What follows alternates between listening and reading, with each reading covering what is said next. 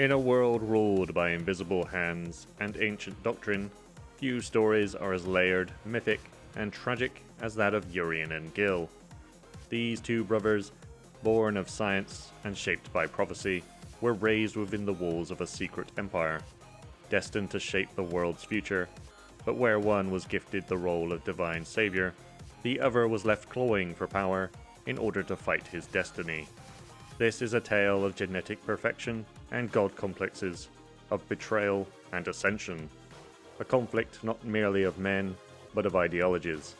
This is the story of Urien and Gill.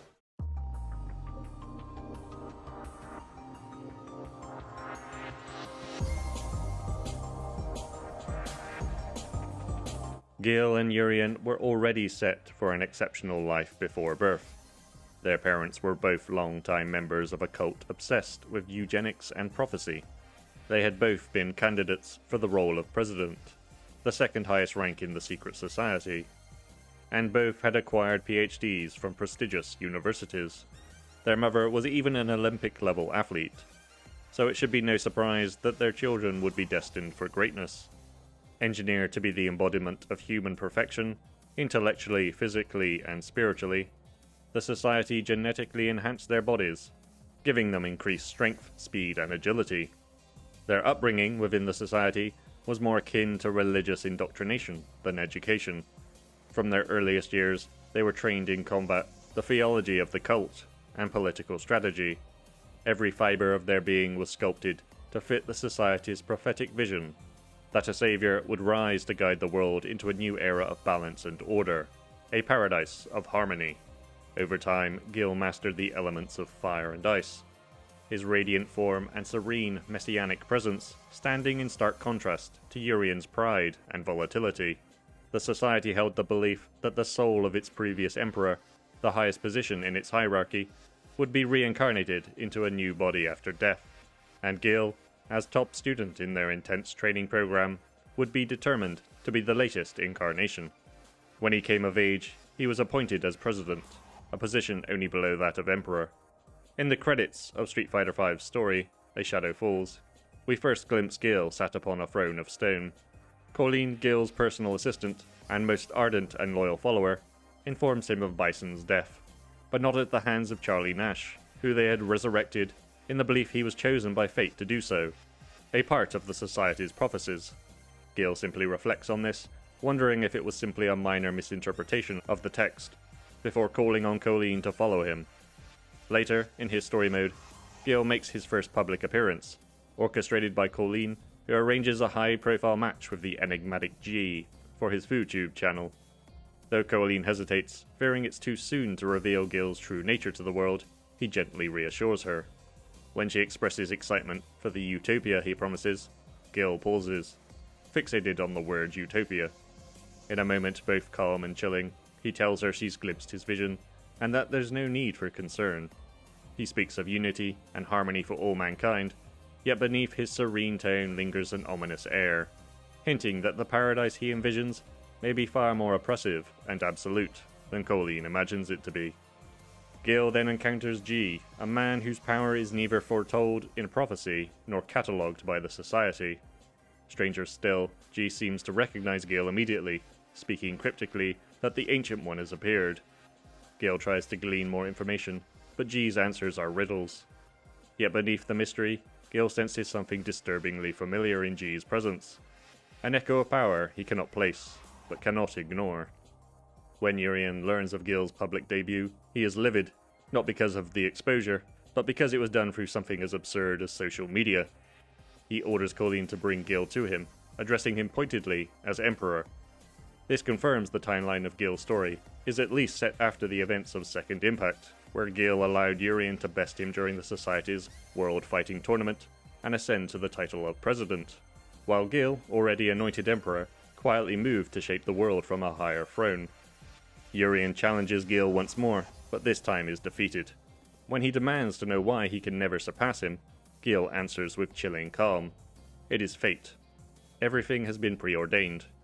Then, twisting the knife, Gill refers to his brother as nothing more than a spare, a contingency with no true purpose. He tells him that until the prophecy is fulfilled, Urien will never find meaning, nor the freedom to shape his own path. As Gill turns to leave, Urien is left broken, screaming after him. Look at me! Gill! Stepping back to the events of Second Impact, Gill, with the aid of his assistant Colleen, organizes a world fighting tournament in order to find the strongest fighters and assess which are worthy of being saved. Aside from Urien, whose ending I will discuss in his own section, there are many other fighters who enter the tournament, but the following in particular are worth noting as their endings build upon the lore of Gill and the secret society. First is Ibuki, who has been sent on a mission by her ninja clan to retrieve the G file, a document containing the plans for the secret society's G project, which, among other things, involves terrible genetic experiments. Gill agrees to give the file to her if she can beat him. We see Ibuki reminiscing on a hillside about her encounter with Gill, where he gives her the file, though he notes that the project has already begun, and there is nothing she can do to stop it. Then there is Necro, once a man named Ilya. He was promised a better life by Gill and the Society. Instead, he became an experiment. His body made to stretch beyond its normal limits, and even produce electricity. He enters the tournament to get revenge, but is tricked by Gill once again, tied up in a facility about to self-destruct. Thankfully, a young woman, Effie, helps him escape. I should also mention Akuma here, though his ending doesn't show it, and it's debatable whether this is canon or not. The demon supposedly kills Gill with a Shungoku Satsu, or Raging Demon, at some point during the tournament. But after leaving the battle, Gill casually uses resurrection to bring himself back to life. Finally, we have Alex, whose trainer and adoptive parent, Tom, fights with and is brutally injured by Gill at some point before the World Fighting Tournament. Alex enters it seeking revenge, though he stops short of killing Gill, returning home to find Tom has mostly recovered. This ending is considered canon, and leads into the next game, Third Strike. At this point, the narrative grows more ambiguous. Third Strike shifts focus to the lives of individual fighters after Gill's tournament, introducing new faces and arcs. Gill himself plays a minimal role outside of serving as the game's final boss. However, his ending leaves a lasting impression. We see him baptize Alex into his cult, transforming his skin into the same red and blue hues that mark Gill as divine. Alex reflects that something has been taken from him, but also given. The scene concludes with Gill leading his followers towards paradise, parting the sea like a modern-day Moses. Given that we now have Street Fighter VI, which is set after the events of Third Strike, this clearly didn't happen, but we do see billboards up in the streets of Metro City, sporting the same blue and red as Gill, and speaking of paradise, the society is still very much active. With his serene demeanor and talk of global harmony, Gill doesn't present as a traditional villain. He speaks of guiding humanity to a place where dreams are fulfilled, projecting the image of a modern-day messiah. In multiple games, he's shown resurrecting himself and sprouting angelic wings, Judeo-Christian imagery that paints him as a savior figure. Think Jesus of Nazareth if he came from the Old Testament and was born in more modern times. But beneath this divine facade lies a chilling truth. Gill seeks dominion over the world, and he's willing to achieve it by any means necessary. His followers have infiltrated global institutions, and he personally drafted plans for the G Project, a horrific program involving the abduction and mutation of human subjects. It's strongly implied that he even allowed Shadowloo's rise, initially turning a blind eye to their use of the Black Moons, all to ensure the secret society's prophecy would unfold. He lies, manipulates, and controls with the quiet conviction of a cult leader, because that's exactly what he is. Gill's rule is not based on brute strength and domination, like Bison and Shadowloo, but is rooted within faith. The society worships his perfection and believes in the prophecy he was molded to fulfill. And his followers include devout agents like Colleen, who believe the old world must be cleansed so paradise may rise. Gill rarely acts openly. Instead, he operates through grand design, hidden agents, covert wars, and slow, systemic influence. Initially, he revealed himself to only a few select fighters, testing humanity's readiness for paradise, and starting to lay the foundation for global revelation. And until his social media reveal, he was still a myth to the world at large, but not to his brother. The mark of my dignity shall scar thy DNA.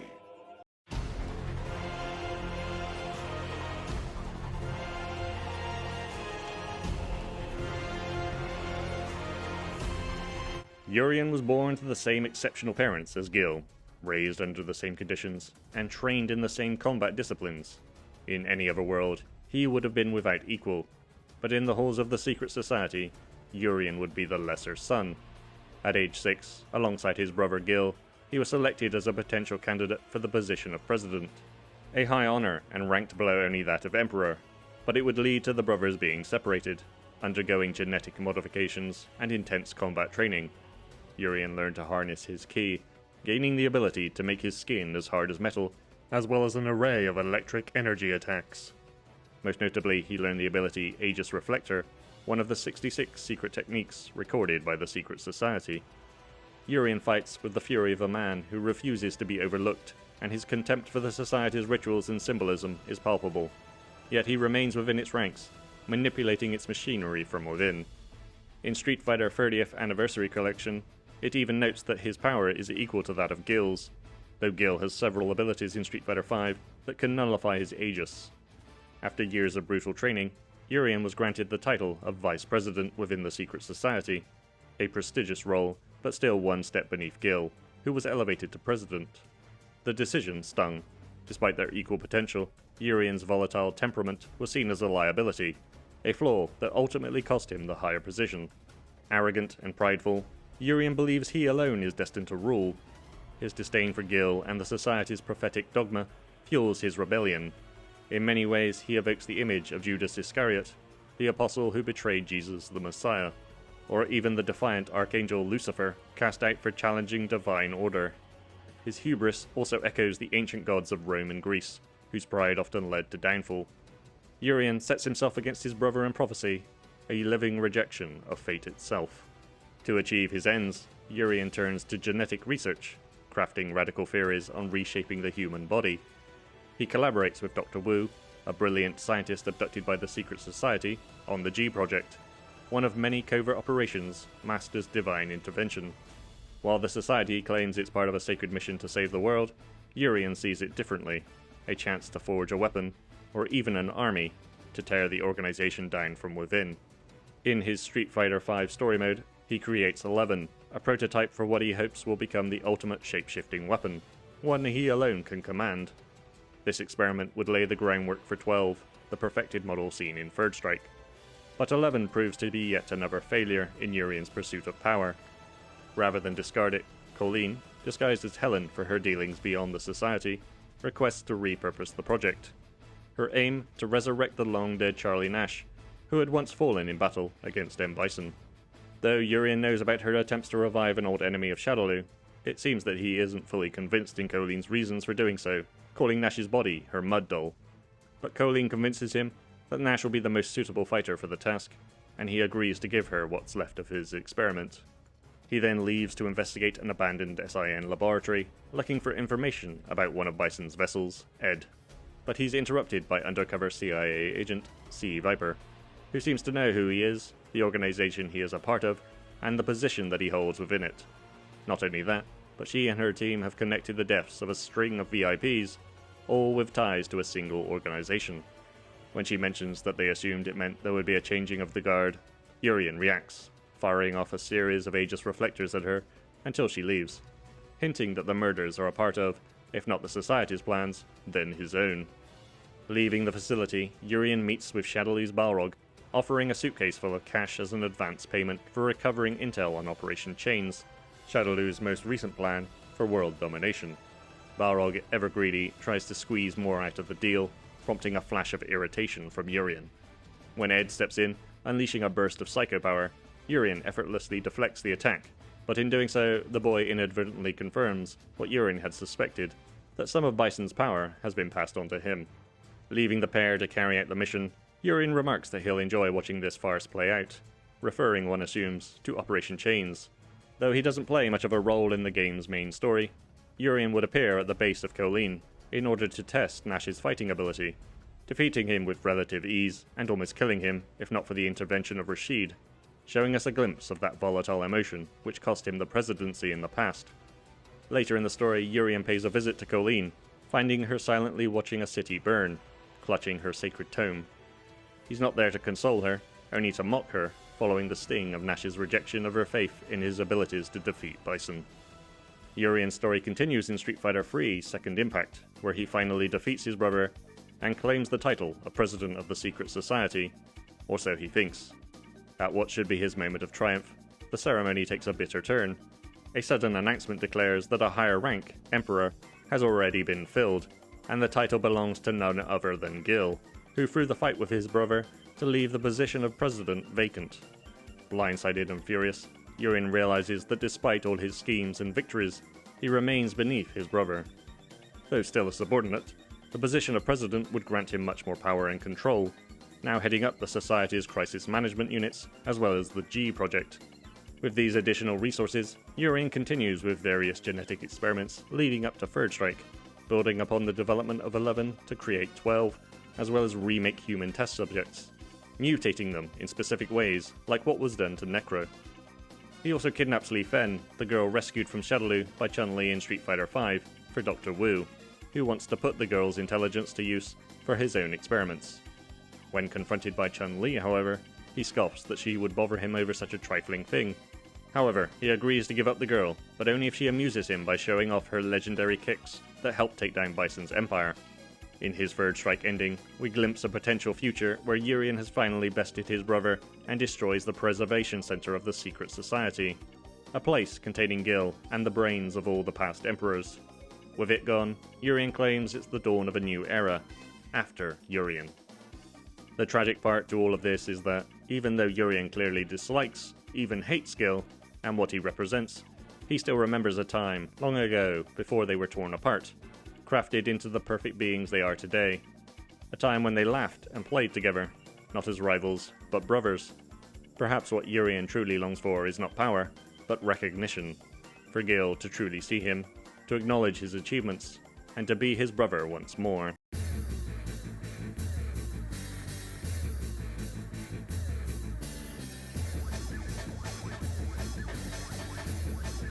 For all its grandeur regarding faith, prophecy, and rebellion, the battle between Urien and Gill is deeply human. At its core is a sibling rivalry, albeit one-sided, forged by imbalance and institutional betrayal. Gill was told he was a god, Urien that he was not. Urien has challenged Gill's authority many times, both politically and physically, but even when he bests his brother, he never truly wins. Because Gill's power doesn't come solely from strength, it comes from belief. The Society's unwavering faith in Gill, as the Saviour, grants him a legitimacy that Urien can't simply punch away. And so Urien must use a different tact, subversion. He nurtures his own corner of the sect, undermines the Society's traditions, and sows the seeds of chaos to force reform, or destruction.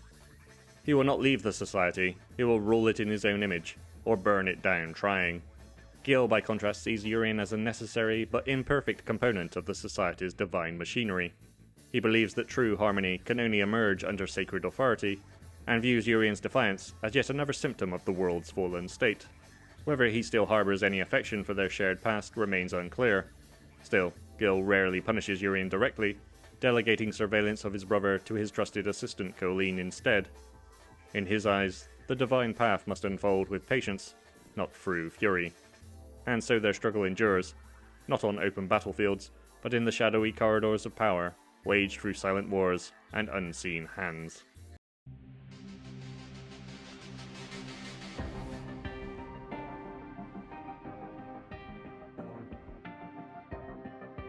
In the end, the story of Urien and Gill is not merely one of sibling rivalry or shadowy conspiracies.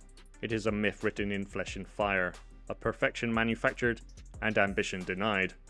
Gill, sculpted to be divine, sees himself as the harbinger of paradise, a messiah with a chilling calm and absolute certainty. Yet his vision is not born of compassion, but prophecy, a destiny imposed upon him rather than shaped by him. He wears the mask of harmony, even as he enacts cruelty behind the veils of light. Urien, by contrast, is the mirror that burns. Where Gill radiates serene benevolence, Urien exudes raw tyranny and pride, forged from the same design, yet denied the same reverence. His rage, his hubris, his relentless drive to surpass his brother, all stem from a festering wound, being cast as second best by a doctrine of prophecy and blood. He doesn't merely seek power, he seeks to be seen. Together they represent two sides of the same lie, the myth of divine right. One embraced it, the other rebelled against it. but both remain trapped in a labyrinth of the secret society's making. A place where bloodlines matter more than souls, and control masquerades as salvation. And as Street Fighter's world pushes forward into a new era, the echoes of these two brothers remain. The society still operates in the shadows, though its symbols are now etched onto billboards. Gill's vision of a perfect world still draws in the lost and downtrodden. Urien's rage still simmers, waiting to erupt. Theirs is a war over identity in an age where fate is manufactured, and freedom is either seized through rebellion or relinquished in blissful obedience. This is the tragedy of Urien and Gill, two gods born from science, two brothers devoured by faith, and a world haunted by the promise of paradise. Thanks for watching. If you enjoyed the journey into the mythology of Urien and Gill, don't forget to like, subscribe, and ring the bell to stay updated on future lore explorations. Which characters or secret factions would you like us to uncover next? Let us know in the comments below. Until next time, beware the ones who so easily promise paradise, especially when they come draped in fire and ice. Be excellent to yourselves and one another, and I'll see you soon.